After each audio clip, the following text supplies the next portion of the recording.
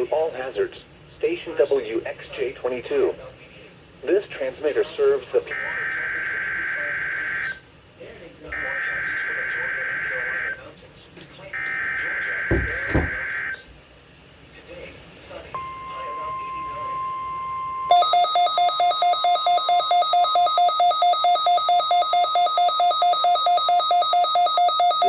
National Weather Service in Wilmington, North Carolina. The preceding signal was a test of weather radio station WXJ22's public warning system. During potentially dangerous weather situations, specially built receivers can be automatically activated by the signal to warn of the impending hazard.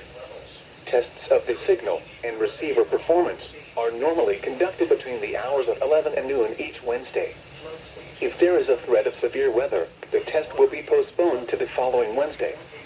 To provide the most consistent and dependable warning service possible, the warning alarm will be activated for hazardous watches and warnings for the following counties in north-central South Carolina: Chesterfield, Clarendon, Darlington, Dillon, Florence, Kershaw, Lee, Marion, Marlborough, Sumter, and Williamsburg. This has been a test of the NOAA Weather Radio Public Warning Alarm System. We now return you to the normal program schedule.